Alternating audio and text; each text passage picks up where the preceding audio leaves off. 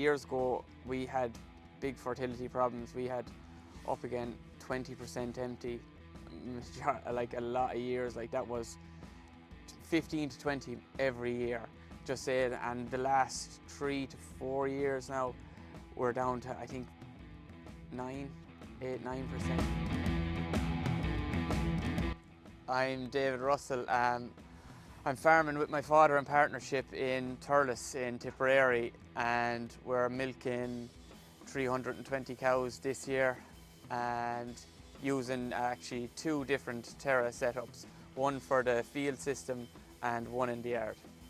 Years ago we had a predominantly Holstein herd, and we just had real bad problems with milk fevers all the time. So many cows getting it, calving down with milk fevers all the time, and I needed something to target the cows and something I could change regularly so that if a problem was occurring, I could react quick.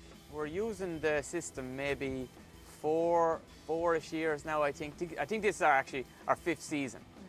And like our milk fevers have went down to a tiny percentage of what they were before. Like when we used to be feeding the powder minerals on the silage, a lot of the days we forget to do it. You know what I mean? Oh, it'll be grand, we'll do it tomorrow. So I kind of wanted a system that I don't have to think about, and it's working without me knowing, and I don't get a chance to forget because I'm very liable to do that. So that was another aspect why we liked the system. Another kind of thing that really sold the system for us was we do maybe 3 or 4 sets of blood samples throughout the year, and if we seen sometimes phosphorus can be low in certain parts of the year, you can react to that straight away, and it's not a job. I don't have to go bolusing all the cows, I don't have to go injecting them all. It's just turn on the phone and up the minerals. Do you know what I mean? It's one less job and a lot less laboursome for us, because there's actually just the 2 of us here farming together, so we'd be fighting over doing jobs like that. So yeah.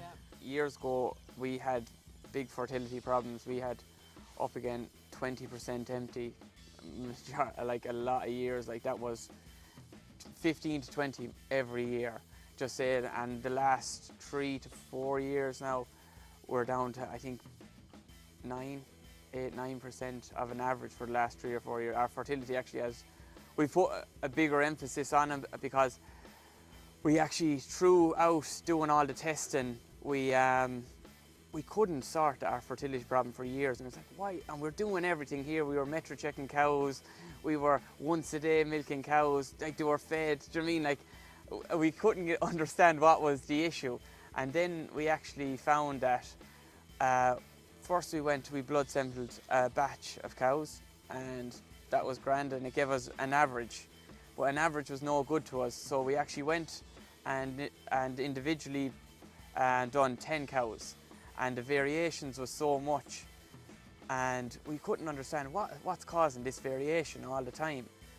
So we actually done a soil test and a grass sample, and that came back then with high molybdenum. So then actually when we had the high molybdenum, we went for a chelated style copper then through the water.